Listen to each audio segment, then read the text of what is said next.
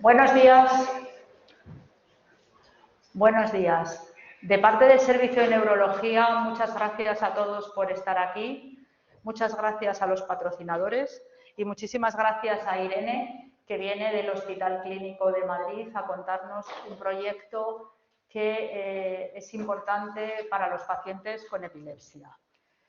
Como todos sabéis, las epilepsias son las enfermedades neurológicas junto con la demencia más frecuentes y el vascular, y afecta a pacientes de todas las edades. Es más, cualquiera de nosotros puede tener una crisis epiléptica una vez en la vida, y por eso el manejo de las crisis epilépticas y de la epilepsia es importante que sea integral, tanto las familias, los pacientes como los médicos, pero no solo los neurólogos, sino desde la atención extrahospitalaria, los médicos de atención primaria, los servicios de emergencias y la urgencia.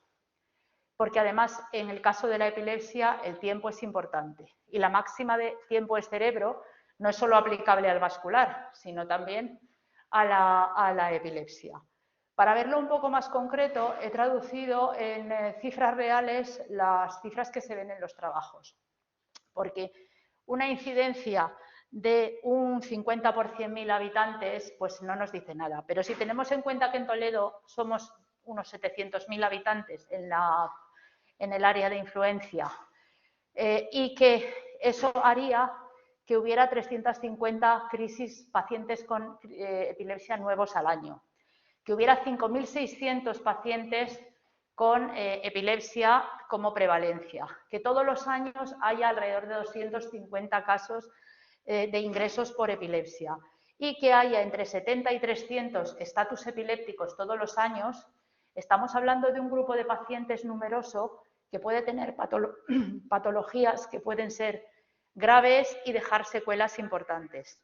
Por no hablar del coste económico, porque un paciente epiléptico no controlado suele tener un coste de en torno a 5.000 euros al año, pero el coste de la UBI en un paciente con un estatus es cerca de 3.000 euros diarios. Pues bien, desde hace 4 años, un grupo de neurólogos y de médicos de atención de urgencias y de UBIstas empezaron a trabajar en la atención al paciente epiléptico y el manejo de las crisis urgentes y los estatus. Y eso dio lugar a un consenso que fue avalado por las sociedades españolas de neurología, de epilepsia y de emergencias, y a partir de ahí, además, siguen trabajando y preparando protocolos para una mejor asistencia a este tipo de pacientes. Hoy tenemos la suerte de tener aquí a Irene García Morales, neuróloga del programa de epilepsia del Clínico de Madrid, que es una de las principales trabajadoras en este tema y redactoras del consenso, y que nos va a contar un poco cómo es, para que nosotros nos enganchemos también a estos protocolos y hagamos nuestro en Castilla-La Mancha el procedimiento. Y sin más, os dejo con Irene.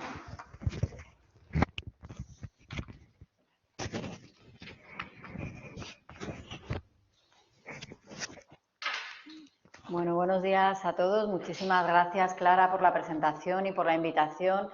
Y muchas gracias a todos vosotros por estar hoy aquí para escuchar, hablar un poco del tratamiento de las crisis en el ámbito de urgencias, que, como ha comentado Clara, es algo muy, muy importante y relevante. Este es un trabajo que lleva mínimo 4 o 5 años de evolución y os voy a contar un poco cómo ha sido y cómo nos hemos ido planteando y cómo ha surgido la redacción del consenso del tratamiento de las crisis urgentes. Estos fueron los temas que nos íbamos planteando, como dice Clara, este grupo de neurólogos, el que se inició hace, pues eso, unos 5 años, y empezamos a pensar si realmente podíamos evitar que hubiera casos de estatus, ¿no? y qué podíamos hacer. Entonces, para ello, pues pensamos que tendríamos que redefinir la urgencia de alguna manera. En los últimos años han surgido trabajos que nos han hecho ver que realmente el tiempo también es importante en las crisis. Este es un trabajo que a mí me gusta mucho porque combina datos que surgen de trabajos de modelos animales, pero también datos en series de pacientes clínicos. Y lo que nos dicen es que, debido a la fisiopatología de las crisis y de las crisis epilépticas prolongadas y del estatus, es muy importante que el tratamiento con benzodiazepinas se dé en los primeros minutos, en una crisis. Y que el efecto de las benzodiazepinas será mucho mayor si el tratamiento se administraba en los primeros 5 minutos. Esto también se pudo demostrar en series de pacientes en los que se veía que la administración de las benzodiazepinas pasados 10 minutos suponía una mayor mortalidad y una mayor estancia en las unidades de cuidados intensivos. Teniendo en cuenta estos trabajos, la Liga Internacional contra la Epilepsia en el año 2016 redefinió los tiempos a partir de los cuales podíamos hablar de un estatus epiléptico, ¿no? Y entonces, pues, estos son los tiempos. Si el estatus es tónico, o sea, convulsivo, a partir de 5 minutos hablamos de estatus. Si es un estatus parcial, a partir de 10 minutos. Si estamos hablando de ausencias o crisis parciales simples, el tiempo oscila entre 10 y 15 minutos. Y no solo esto, sino que definió los tiempos a partir de los cuales empezaba a haber daño cerebral, daño neurológico que podía ser irreversible. Y estos tiempos estaban en 30 minutos en los estatus convulsivos y 60 en los estatus parciales. Esto es explicado de una manera más gráfica, ¿no? Esto quedó claro, lo que era un estatus convulsivo, lo que era un estatus focal y el porqué de estos tiempos venía dado por datos tanto fisiológicos como biológicos que demostraban que conforme pasaba el tiempo, había cambios en receptores, había cambios bioquímicos, incluso cambios estructurales que hacían que el tratamiento del estatus, que el tratamiento de las crisis fuera mucho más complicado. Algo que vemos nosotros en la clínica día a día, porque yo creo que todos vemos que cuanto más tiempo lleva un paciente en estatus, cuanto más tiempo lleva un paciente con crisis, dices, madre mía, si es que le pongo 3 fármacos y no hay manera. Bueno, pues ¿por qué es esto? Pues porque hay un cambio bioquímico, estructural de receptores que hace que esto sea cada vez más difícil. Nosotros lo que pensamos es, bueno, vale, ya está muy claro lo que son estatus, ¿no? Pero quizá si el paciente está en estatus ya vamos tarde, ¿no? Porque teniendo en cuenta los tiempos, tendríamos que empezar a actuar antes y detectar lo que nosotros llamamos crisis de alto riesgo, que luego os iré contando.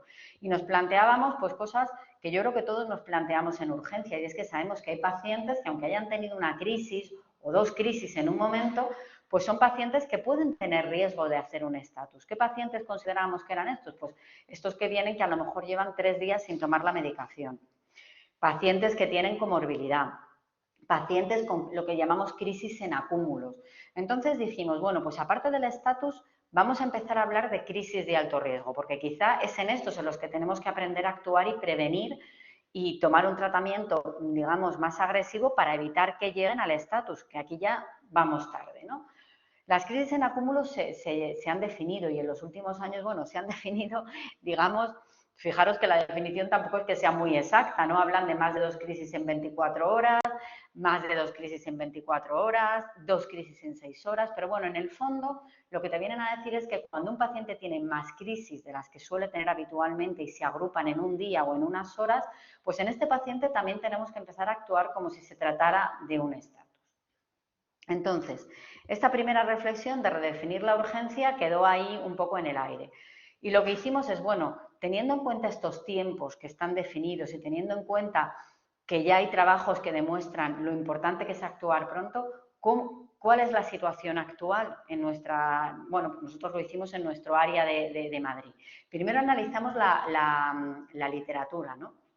Y veíamos que diferentes trabajos hechos en otros países nos decían que el tiempo de llegada de los servicios de emergencia ante la llamada de una crisis oscila entre 12 y 30 minutos.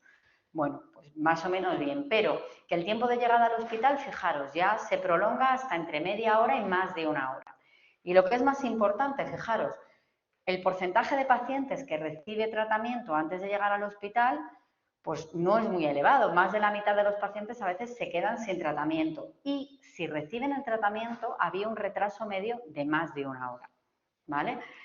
Y fijaros, en la primera línea de tratamiento hay un retraso en un porcentaje de pacientes que oscila, pues eso, muchas veces más de una hora. Y cuando ya hablamos del estatus no convulsivo, pues hasta casi un 20% de los pacientes el tratamiento se inicia pasadas 24 horas, porque esto es muy difícil a veces detectarlo. Estos son datos de diferentes trabajos, como os digo, realizados fuera de España. Si comparamos los tiempos que deben, o sea, los tiempos que estaban definidos, fijaros qué diferencia, ¿no? 5 o 30 minutos, ya en extrahospitalaria se debería empezar a actuar tanto el estatus convulsivo como el estatus focal. Por tanto, ya evidenciamos que en la literatura había un retraso. Y bueno, como esto, como os digo, las cosas llevan su tiempo y llevamos trabajando 5 años, pues nos dio tiempo a hacer una serie de trabajos en nuestro hospital, en el hospital clínico, y analizamos cómo eran los tiempos de actuación. Primero empezamos por el estatus no convulsivo, que quizás es el más difícil de detectar. Y durante un año, pues describimos cómo eran los tiempos de actuación en pacientes que tenían un estatus no convulsivo. Y analizamos 38 episodios de estatus en 37 pacientes. Y lo que vimos es que había un retraso claro tanto en el diagnóstico como en el tratamiento de estos pacientes, y que claramente este retraso en el manejo, en el tratamiento de estos pacientes, se relacionaba con un peor pronóstico. ¿Vale? Y curiosamente vimos que el retraso era mayor en pacientes que estaban ingresados en el hospital. Probablemente llegamos a la conclusión de que muchas veces estos pacientes tenían otras patologías graves y a veces el estatus pues no se llegaba a detectar, que yo creo que es algo que todos vemos, ¿no? que muchas veces no se sospecha, ¿no? Ese es un primer trabajo. Un segundo trabajo lo hicimos ya en el estatus, en un grupo de estatus pues más general, tanto convulsivo como no convulsivo, como estatus en epilepsia generalizada. Y vimos algo parecido. Analizamos 83 estatus durante 2 años, desde septiembre del 2017 hasta agosto del 2019 más o menos, y vimos lo mismo. Había un retraso, si comparábamos los tiempos de manejo de nuestros pacientes con los tiempos recomendados en la literatura y los tiempos que definían el estatus, vimos que había un retraso en el diagnóstico y en el tratamiento, y que ese retraso suponía claramente un peor pronóstico. Había datos significativos de que los pacientes, cuanto más duraba el estatus, tenían un peor pronóstico. Y no solo ahí, sino este trabajo que lo hicieron los compañeros de la unidad de epilepsia del Hospital Vall d'Hebron, vieron que en la epilepsia que ocurre después de un infarto, pues también si duraba más el estatus, en estos casos había una mayor probabilidad de que ese paciente luego tuviera una epilepsia, ¿no? En esas crisis sintomáticas agudas que llamamos, que a veces ocurren después de un ictus, pues si esas crisis se controlaban en un tiempo más prolongado, la probabilidad de que el paciente desarrollara una epilepsia era mucho mayor. También influía la NIH, pero el tiempo sin duda influía. Y como luego decía Clara, estamos hablando de datos de clínica y de pronóstico del paciente que son muy importantes. Los costes y los recursos empleados. Este trabajo lo hicimos en colaboración en el Hospital Clínico y el Hospital Vall d'Hebron, y vimos cómo los costes eran mucho mayores cuanto mayor era la duración del estatus, y no solamente los costes, sino el consumo de recursos, las estancias en UBI, el tiempo de hospitalización. De tal manera que pudimos evidenciar que en nuestro medio, en nuestro mundo de hospital, del hospital clínico, pues obviamente ocurría lo mismo que estaba descrito en la literatura, y que había un retraso en el manejo de estos pacientes. Entonces dijimos, bueno, ¿y qué podemos hacer? ¿Qué podemos mejorar, ¿no? de todo esto, ¿no? Y entonces, pues de todos los factores pronósticos del estatus, que sabéis que muchas veces en los trabajos pues nos lo describen, la edad del paciente, la etiología, la patología de base, uno de ellos es el tiempo, y este es el factor modificable, era donde podíamos actuar. Entonces, bueno, pues para optimizar esos tiempos, un primer paso era tener un diagnóstico precoz de los pacientes, ¿no? Reconocer las crisis, que bueno, uno puede decir, bueno, qué fácil, ¿no? Pues un paciente está convulsionando, vale, no es tan fácil, y yo creo que todos los que estamos aquí lo sabemos, no lo tengo que decir yo. Las crisis epilépticas, algunas son muy fáciles de ver, pero otras no son tan fáciles, y sobre todo en pacientes con otras comorbilidades o pacientes que están ingresados por otro motivo, ¿no? Entonces nosotros insistimos mucho en esto, luego lo veréis en el documento de consenso, en reconocer la semiología y en utilizar el electroencefalograma. Es un llamamiento que hacemos siempre de que el electroencefalograma tiene que estar en las urgencias y que lo necesitamos para diagnosticar el estatus. Luego detectar la urgencia, y detectar la urgencia teniendo en cuenta los tiempos de los que estamos hablando. Estos tiempos se nos tienen que quedar marcados en la cabeza, igual que tenemos muy marcados los tiempos del código ictus. Pues tenemos que tener bien marcados en nuestro cerebro los tiempos a partir de los cuales una crisis empieza a ser grave y puede provocar daños irreversibles. Y para ello, bueno, pues claramente teníamos que tener protocolos de actuación y algo que nos dimos mucha cuenta es que tenemos que colaborar con los servicios de emergencia extrahospitalarios, porque los tiempos de los que estamos hablando son tiempos extrahospitalarios. O sea, es muy raro que una crisis llegue al hospital antes de media hora, muy raro. Y esa media hora es crucial y puede cambiar el pronóstico del paciente. Entonces nosotros, pues ya os digo, empezamos a trabajar con el SUMA en Madrid y a ir elaborando una serie de herramientas que pudieran ser útiles para ellos y para nosotros. Entonces, esta es una escala que no sé si conocéis, que es la escala ADAM, que a partir de todas, es verdad que el trabajo lo empezamos mucho con la epilepsia del Valdebrón y todas estas reflexiones las hicimos en conjunto y entonces, pues ellos desarrollaron una escala en la que decían, vamos a ver con qué datos semiológicos podemos detectar un paciente que pueda tener más riesgo de desarrollar un estatus. Y fijaros, es algo, aquí sí que no necesitamos ni un electro, ni un escáner, ni nada. Un paciente que tenga una desviación ocular anormal, que tenga una alteración del lenguaje, que tenga automatismos, que tenga un determinado número de crisis, todo esto puntúa y si tú tienes en esa escala un 2 o más de 2, la probabilidad de que, fijaros en esta tabla señalado, la probabilidad de que ese paciente desarrolle un estatus, pues fijaros, de 17 de 18, 17 de 17. Es decir, es una escala que nos ayuda de una manera fácil y con datos clínicos a identificar pacientes de riesgo. Aquí tenemos datos semiológicos y luego el electro.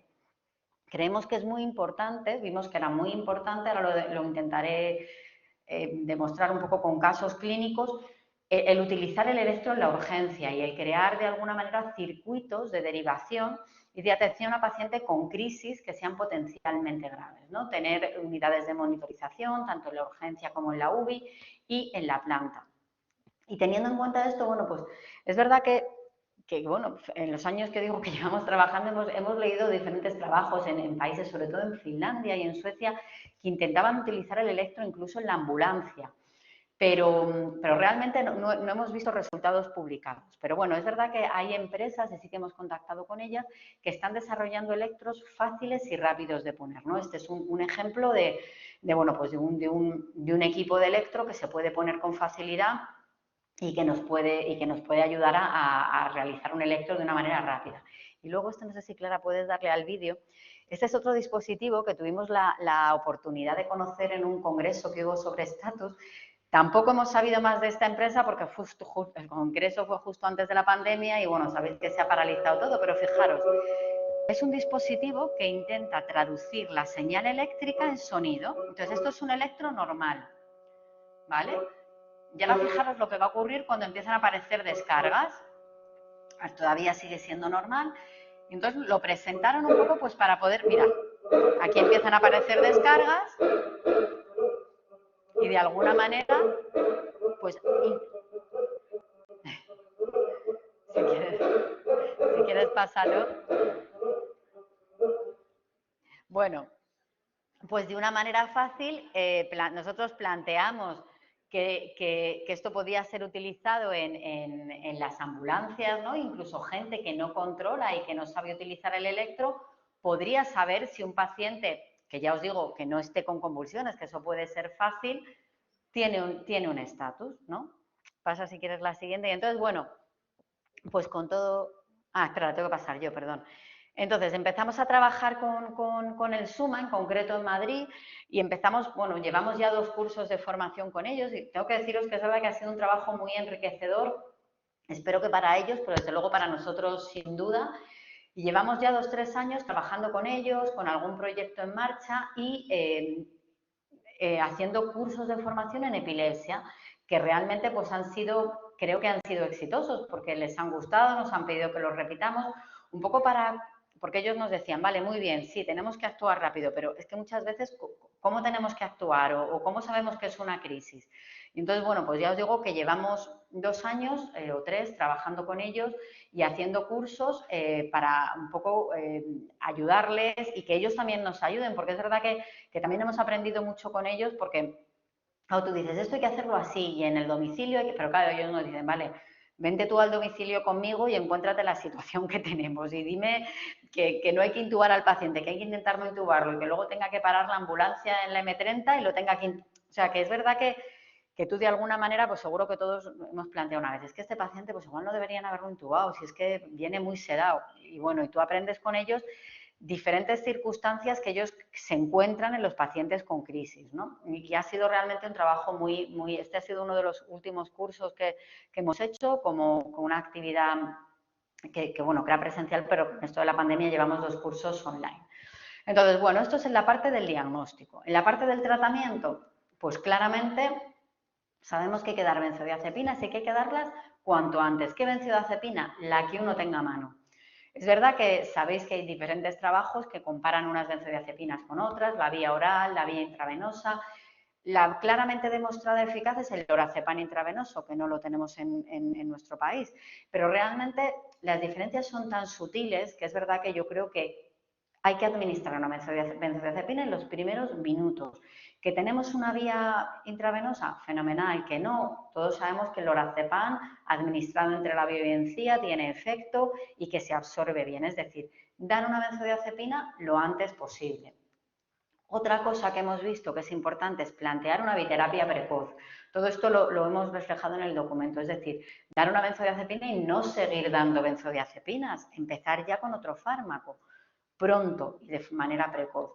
Y tener en cuenta que tenemos nuevos fármacos que han demostrado superioridad sobre otros y que aunque no están obviamente avalados en el estatus como la mayoría, pues que hay que utilizarlos porque el estatus es una situación potencialmente muy grave. Y jugar y saber conocer la fisiopatología del estatus y saber cómo hay unos neurotransmisores, unos receptores que se internalizan en los primeros minutos y que hay que utilizar otros fármacos y tener en cuenta pues un poco la fisiopatología del estatus. Entonces, de todas estas reflexiones llegamos a estas conclusiones, ¿no?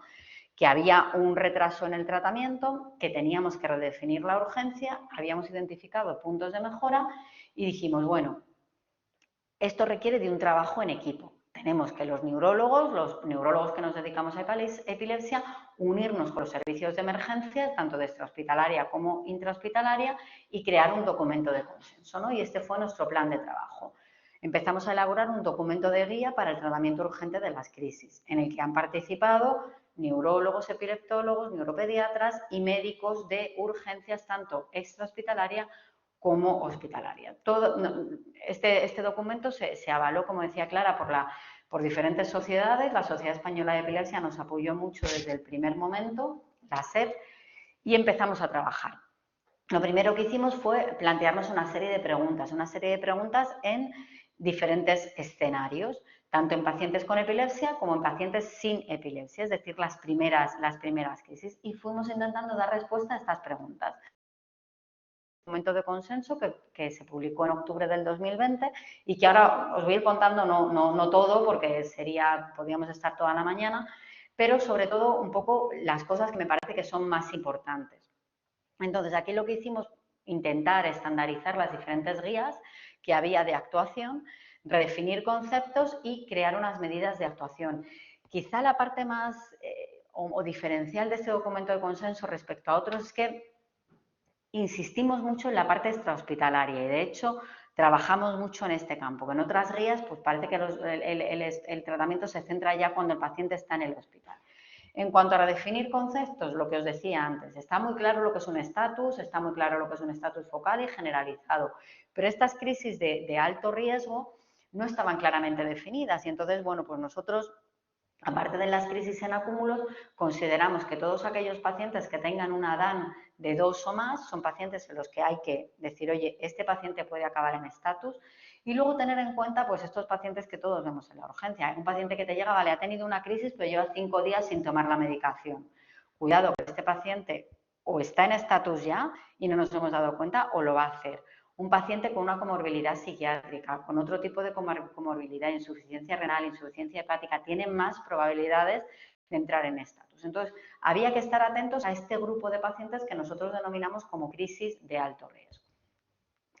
Y luego las medidas de actuación. Entonces, como os digo, nos centramos mucho en esta parte extrahospitalaria, porque estos primeros minutos tan importantes, pues a no ser que el paciente esté en el hospital y uno se dé cuenta, pues ocurren a nivel extrahospitalario, o bien en el domicilio o bien con los servicios de emergencia. Entonces dijimos, Aquí tenemos que hacer un trabajo muy importante de formación a familiares y a pacientes, y esto lo tenemos que hacer desde la consulta, e insistir mucho en la medicación de rescate y, como nos decían los médicos del SUMA, vale, tú dale todo en un papel, pero cuéntaselo, porque luego llegamos al domicilio y el paciente tiene la medicación de rescate, pero la tiene ahí en un cajón, porque no sabe cómo usarla o le da miedo. Entonces, ahí hace falta un trabajo importante de explicación al familiar, de explicación al paciente en la importancia que tiene esto, ¿no?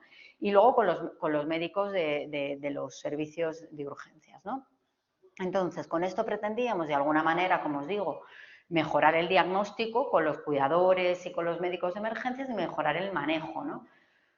Insistiendo en la medicación de rescate y con los médicos de emergencias fomentando el inicio precoz de la biterapia, es decir, no solo la benzodiazepina, sino empezar con fármacos rápidos. En el documento de consenso lo que nosotros llegamos un poco a la conclusión es que benzodiazepinas más levetiracetam o valproico, porque, no sé si sabéis, esto es algo que nosotros nos enteramos cuando empezamos a trabajar con ellos, la fenitoína la han retirado de los servicios de emergencias por un aviso que hubo de que es una medicación peligrosa para el que la administra, y entonces tenían que tener tanta parafernalia para administrarla que se ha retirado de las ambulancias del SUMA.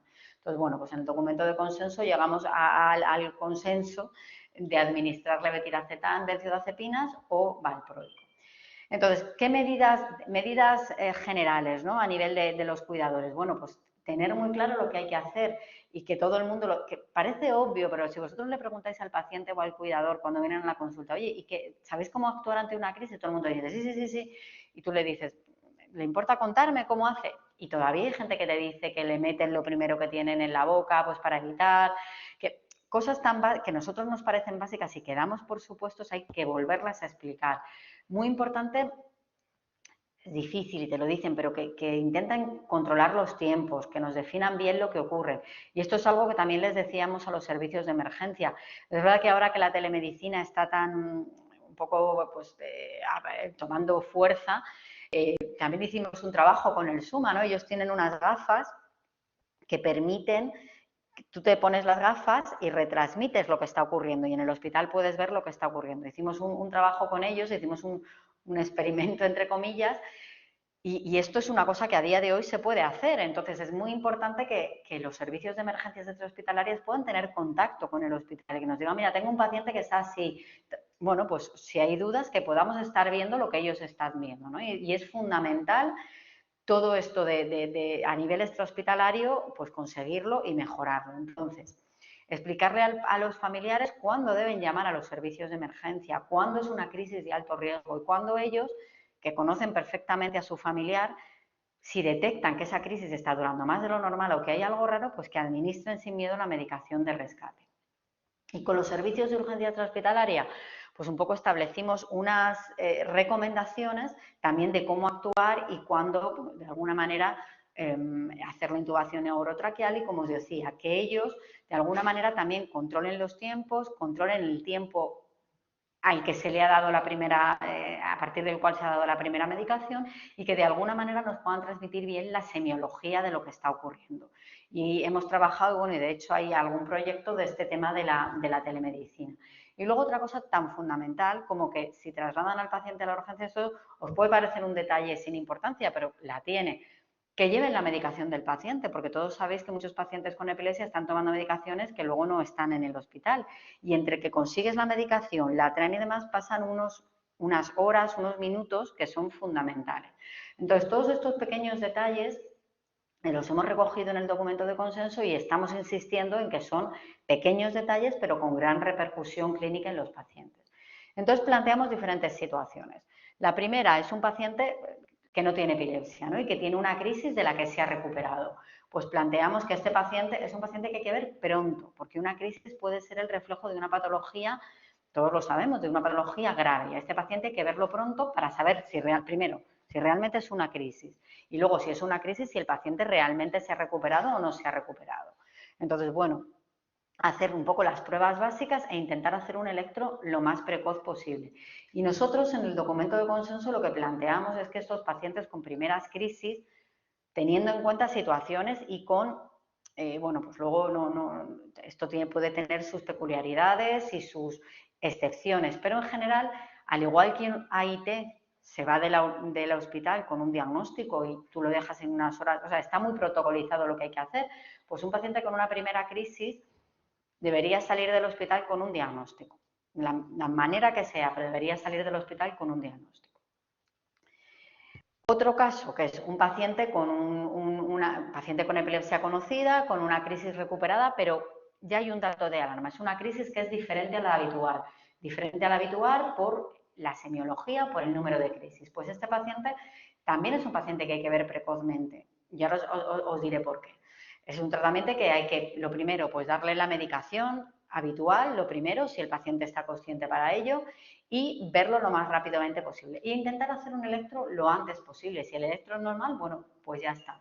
Pero si no es normal, como puede ocurrir en este que es un caso que vimos en el clínico, esto es un paciente que llevábamos en la consulta, que además es un paciente que llevaba yo en la consulta, yo lo tenía diagnosticado de una epilepsia focal, porque es un señor mayor que me contaba que tenía unas crisis que empezaban con una molestia gástrica, que luego se quedaba un poquito parado y que luego, bueno, pues se recuperaba, ¿no? Y a veces pues giraba los ojos. Y fijaros, ¿veis este electro? Esto es un electro con descargas de punta onda generalizada a 3 hercios. Este paciente nos avisaron aproximadamente 12, 14 horas después de que llegó a la urgencia, porque bueno, había tenido una crisis con evolución tónico-clónica, que no la solía él tener, pero el paciente se había recuperado bien, estaba bien. Entonces, cuando nosotros fuimos, nos contó esto, dijimos, oye, este paciente no suele tener estas crisis. Es verdad que cuando hablabas con él y hacíamos nuestra exploración neurológica, esta obsesiva de los neurólogos, vimos que bueno, pues que había sutilezas que nos hacían ver que el paciente no estaba normal. Y el paciente estaba en estatus de ausencias, pero estaba en estatus. Entonces, el electro nos ayudó a reconocer que este paciente aparentemente recuperado pues no lo estaba y que requería un tratamiento por vía intravenosa, fármacos, biterapia precoz y bueno, y por suerte el paciente evolucionó bien porque sabéis que los estatus de ausencia pues es de los pocos estatus que es verdad que el tiempo de duración no te determina tanto el pronóstico, pero bueno, muchos de estos estatus de ausencia acaban luego en un estatus convulsivo si no se detecta pronto, ¿no? Entonces, bueno, pues el electro nos ayudó a detectar esto. Pasamos al siguiente caso y es un paciente que está recuperado parcialmente, ¿vale? Es un paciente que tiene epilepsia conocida o sin epilepsia conocida, que tiene una crisis y que por algún motivo, pues los servicios de emergencias ya detectan que ya no está convulsionando, que ya no hace movimientos raros, pero el paciente no responde, está confuso o tiene alteración del nivel de conciencia.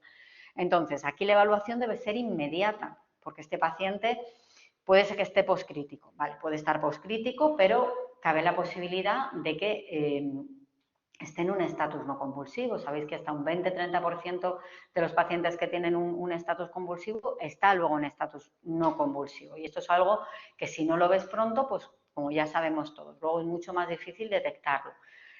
Aquí hay que hacer pues, las pruebas que hacemos todos en la urgencia. Ahora veréis, os pondré algún ejemplo también de estos casos que te llegan con alteración del nivel de conciencia y focalidad. Bueno, pues hay que hacer un estudio como si se tratara de un código ictus, luego lo veremos. Y una vez más hacer el electro, y el electro de una manera precoz, antes de una hora, nosotros recomendamos, ¿no? Y ver qué ocurre, como en este caso, pues esta es una paciente que llegó, que estaba confusa, que estaba, no sé si puedo, a ver si puedo, mira, no está, vale, a ver si puedo, no sé si esto, no hay, vale. Bueno, pues si veis en la región frontal central derecha, veis esta actividad rápida, que son crisis subintrantes que es, sí, un poquito más abajo, bueno, y ahí, que son crisis que si tú no haces un electro, la paciente estaba simplemente confusa, pero tenía esta actividad que se detectó en el electro. Esto es lo que llamamos crisis subintrantes. No es un estatus, una actividad continua, pero está teniendo crisis que, si veis aquí, acaban bruscamente y tenía una detrás de otra, ¿vale? Y entonces esto es algo que también a pie de cama y explorando al paciente, pues tú no puedes distinguir si el paciente está poscrítico o con efecto de la medicación o está teniendo crisis. Y luego estos casos que son, con estos ya termino, pero que son los casos que supondrían de alguna manera, pues claramente es un paciente que tiene crisis y que no está recuperado y que llega, pues claramente, esto sí que sería claramente pues un estatus, ¿no? Entonces hay que evaluarlo inmediatamente y ahora os voy a poner una serie de ejemplos de dos casos que hemos vivido en el hospital. hacer el electro inmediato y guiar el tratamiento con electro. Yo es algo también que digo, que yo creo que lo vemos todos, ¿no? Ningún cardiólogo va a tratar una arritmia sin tener un electro, ¿no? Nadie se pone a ponerle fármacos a un paciente que tenga un problema cardiológico. Pues de la misma manera, los neurólogos no podemos tratar un estatus sin estar viendo qué está pasando al paciente, porque o bien nos pasamos o bien nos quedamos cortos. Y es que es muy difícil clínicamente saber qué le está pasando al paciente. Y fijaros este caso, una mujer que llegó, esta paciente la vimos el año pasado en verano en el clínico. 68 años, con, bueno, pues una paciente con, veis, con bastante comorbilidad, hipertensa, fumadora, consumidora de alcohol, de marihuana y tiene una insuficiencia renal en diálisis desde 4 años antes, ¿no?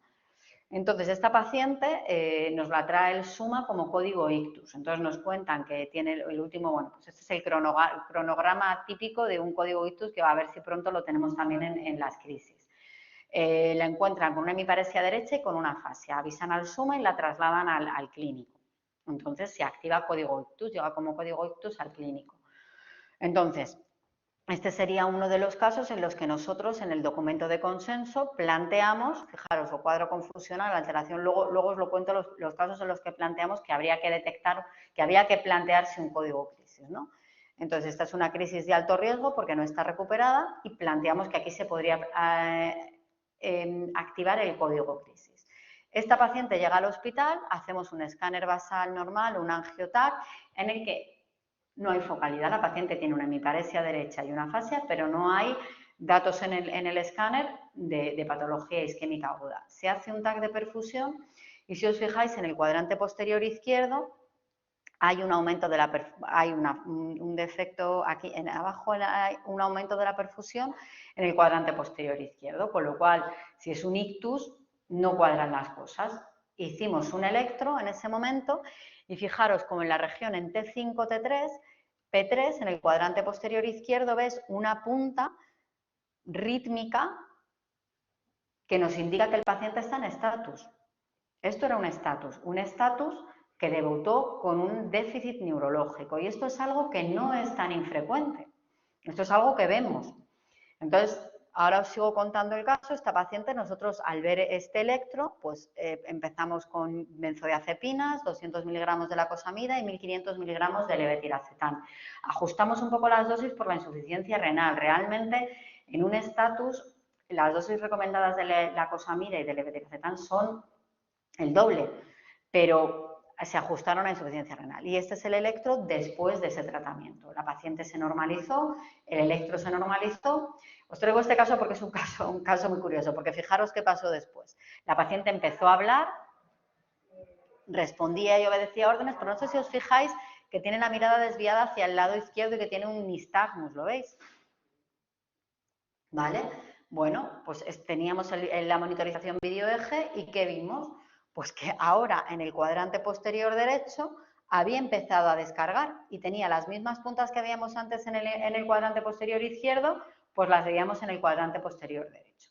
A esta paciente, por supuesto, ya habíamos avisado a la UBI porque era una paciente compleja, no solo por el cuadro de estatus que estaba teniendo, sino por tensión elevada, insuficiencia renal.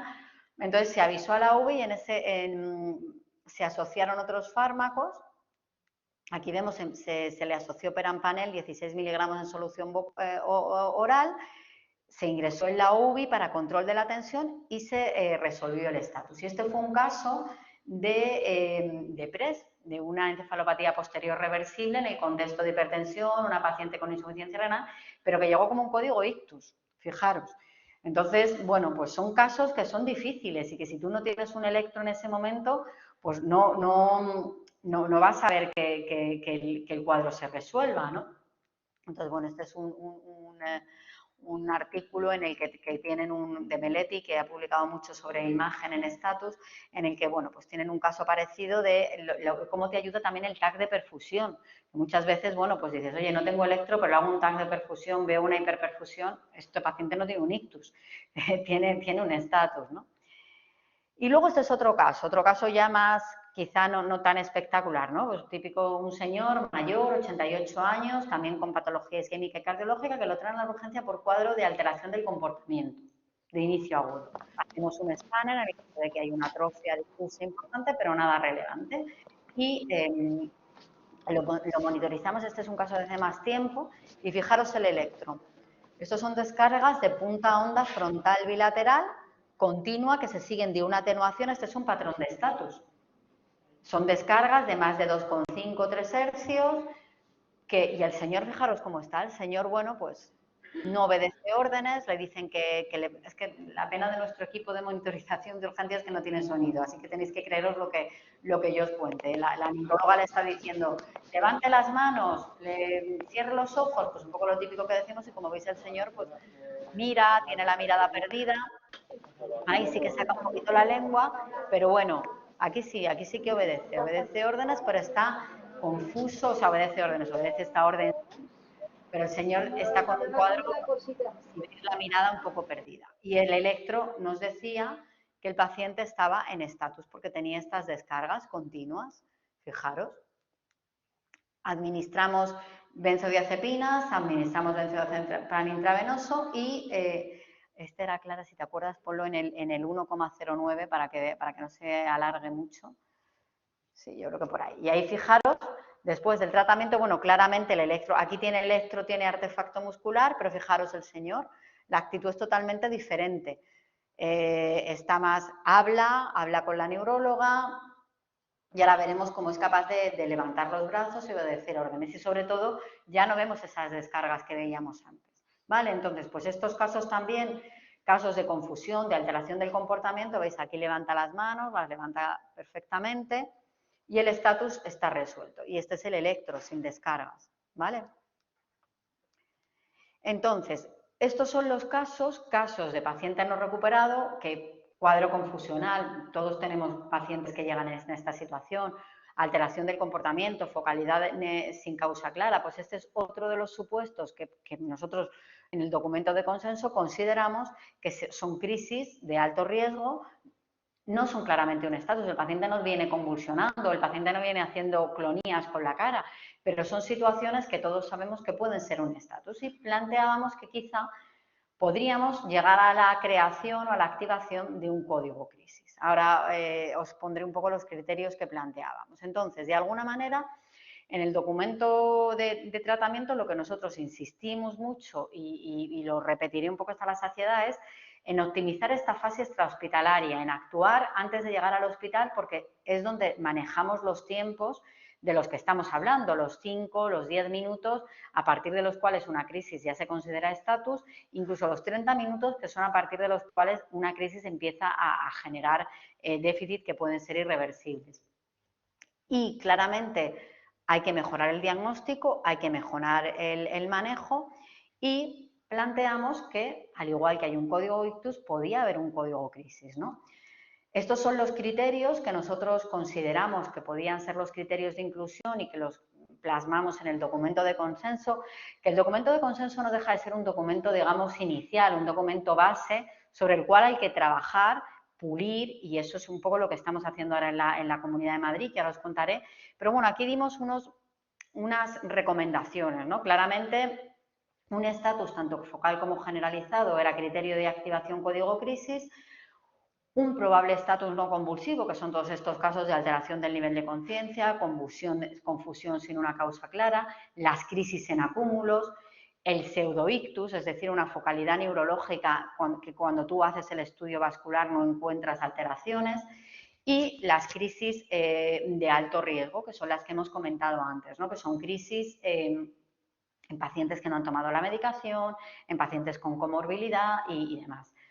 Se excluían, pues bueno, pacientes en situación terminal o con enfermedades que ya estuvieran en una fase terminal y planteábamos un procedimiento, ¿no? Que pasaba por preavisar al neurólogo, es decir, un trabajo en equipo. Nosotros creíamos que era fundamental trabajar con los equipos de emergencia, con los servicios de emergencia y cuando llegue un paciente con alguna de estas características que no nos enteremos cuando ya lleva 2 días en la UBI, sino que nos enteremos cuando el paciente llega al hospital, porque son pacientes que tenemos que conocer y son pacientes que tenemos que monitorizar y que tenemos que tratar con los fármacos que nosotros conocemos y que sabemos cómo usar.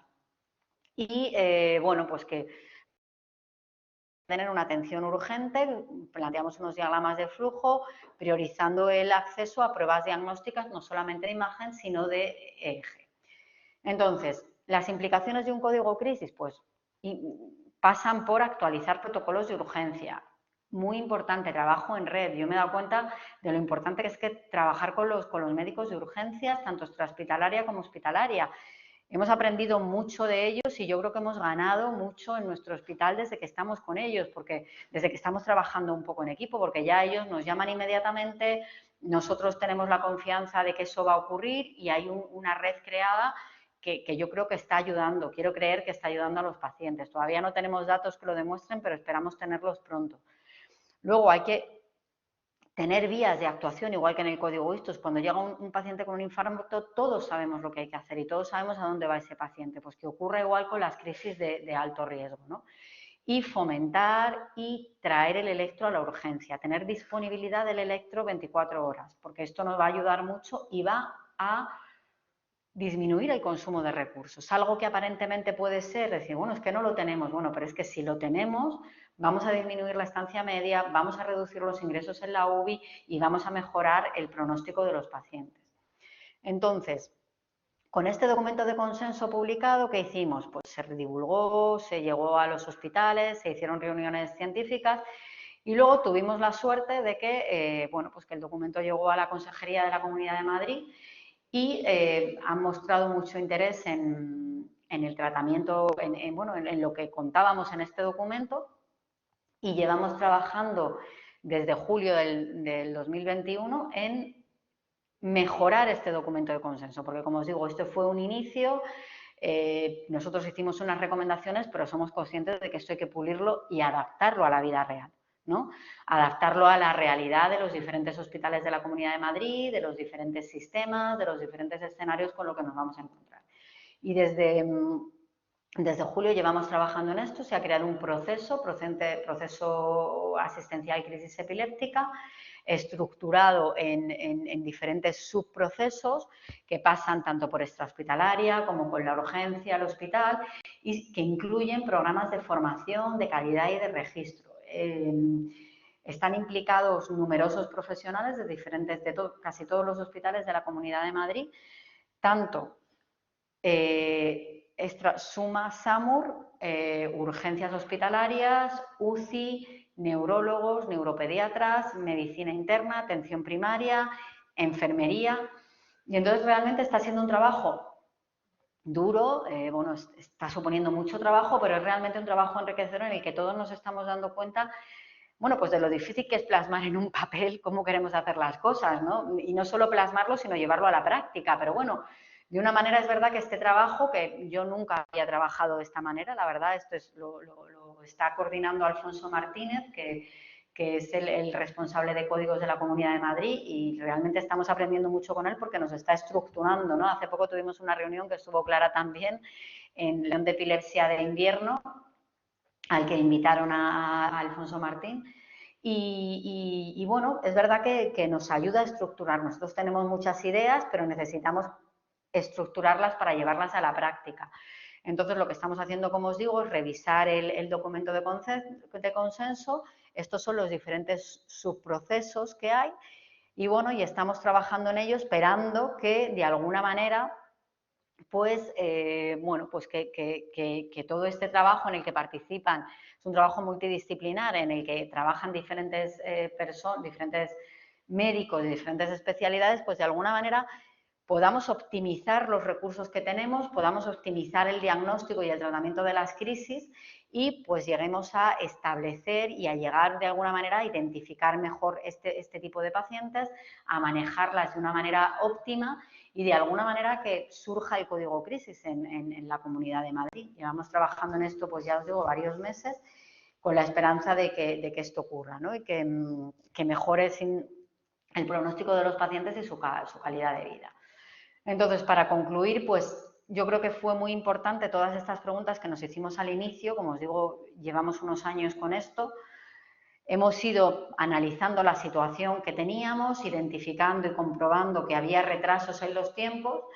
Planteamos unos objetivos, vimos cuáles eran los puntos que podíamos mejorar y luego ha sido fundamental crear una red de trabajo, trabajar en equipo, que haya comunicación entre los diversos profesionales que se ocupan de las crisis, que no son sino que son los médicos de urgencias, los médicos intensivistas, el equipo de enfermería, y es muy importante trabajar todos en la misma dirección, que todos entendamos lo que está pasando, que todos nos creamos que el tiempo es importante, que el tiempo es cerebro no solamente en el ictus, sino también en las crisis, y todos entendemos eso, se crean protocolos que van en la misma línea. Entonces, bueno, tenemos la esperanza de que se pueda implantar el código crisis. Y nada, sin más, agradecer a todo el equipo de trabajo, a las sociedades que han participado en la elaboración del documento de consenso, a la Comunidad de Madrid que nos está apoyando en todo este proceso y a todos vosotros por estar hoy aquí escuchando y bueno, y ahora pues encantada de responder y de comentar con vosotros todo lo que queráis. Muchas gracias.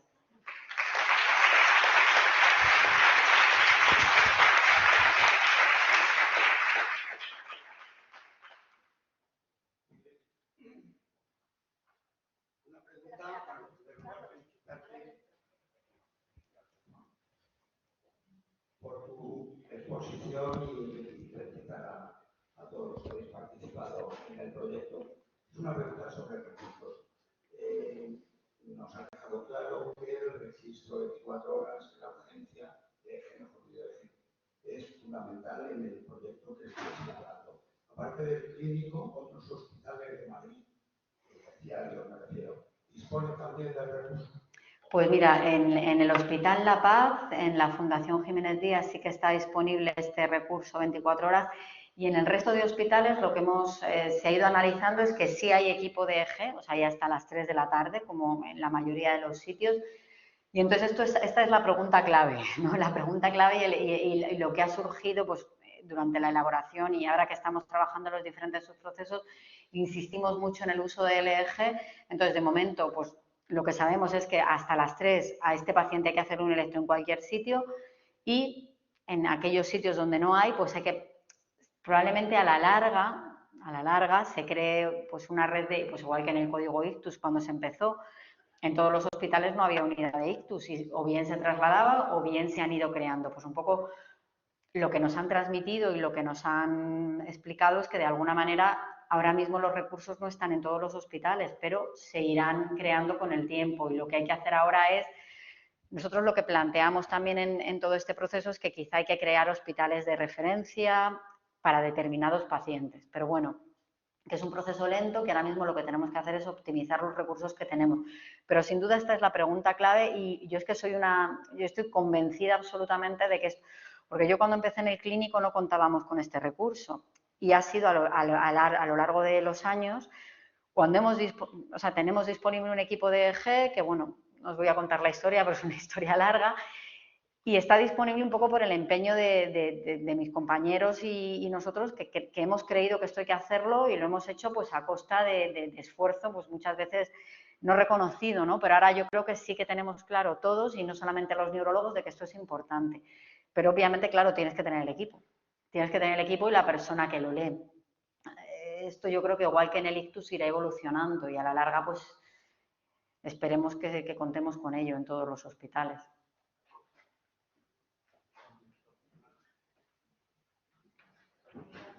Yo soy Ana Riquella, la neuroficióloga que lleva parte de la dirección de neurología. Yo creo que parte también de la historia que tú comentabas en la charla es fundamental el tema de las colaboraciones multidisciplinares. En este caso, los neurofisiólogos, al igual que los neuroradiólogos, creo que son fundamentales a la hora del diagnóstico del estatus y del seguimiento, por supuesto, de hacer el seguimiento de tratamiento. Y creo que aquí creo que es fundamental que con los neurólogos y los neuropediatras tengamos una colaboración muy estrecha. Sí, en el equipo del proceso de código crisis en la Comunidad de Madrid hay neurofisiólogos implicados y de hecho en nuestro hospital tenemos un grupo, en nuestro grupo de WhatsApp, que es nuestro equipo Punta Onda, que llamamos así, en el que están implicados neurofisiólogos. Y entonces lo que hemos conseguido en nuestro hospital es que de alguna manera entre las guardias que tienen los neurofisiólogos por la tarde, las guardias de los neurólogos, trabajamos en equipo, sin duda. Y es verdad que nosotros hacemos un tipo de pacientes, ellos hacen otro, pero por supuesto trabajamos en equipo y es importante hacerlo. Y están incluidos, bueno, lo habréis visto, en los subprocesos hay un neurofisiólogo también en cada uno de los subprocesos que participa. Hola. Bueno, enhorabuena por la charla. Yo, por la parte de urgencias, bueno, a ver si ya nos unimos todos y tenemos el disponible 24 horas, que probablemente va a terminar con este de aquí, esperemos. Pero quería comentarte, si no tenemos que poner en nuestro holograma, el TAC con perfusión es una buena opción para hacer urgencias o algo. Sí. Sí, de hecho, fijaros este caso que os he puesto. Es un caso que el TAC de perfusión fue que, porque claro, una señora llega con una fascio y una hemiparesia. Hombre, nosotros, es verdad que ya cuando hemos visto varios casos parecidos, pues ya uno lo sospecha y hay datos que te pueden ayudar. Pero el TAC de perfusión fue el que dio la clave. Y en otros hospitales, en el Hospital de Valdebrón y en el Hospital de Bellvitge en Barcelona, tienen varios trabajos en los que demuestran la utilidad del TAC de perfusión. Y sí, desde luego, lo que pasa es que luego el electro es importante para guiar el tratamiento, pero desde luego para una primera aproximación sí, porque los casos de estatus no convulsivo yo creo que todos los habéis tenido, es que es muy complicado, es que a veces tú lo puedes sospechar, a veces ves un pequeño nistagmus, a veces ves, pero claro, dices, bueno, ¿y esto puede ser el efecto de la medicación que le acabo de poner? O es que no es fácil, vamos, a mí no me resulta fácil, la verdad. Entonces, yo creo que el electro es fundamental y yo creo que tenemos que... Yo soy muy pesada y lo digo mucho, pero es que lo he vivido, hay un antes y un después del manejar a estos pacientes sin electro o con electro.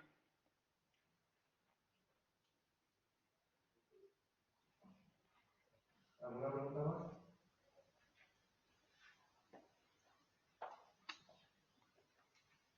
Bueno, pues muchas gracias a todos por la participación.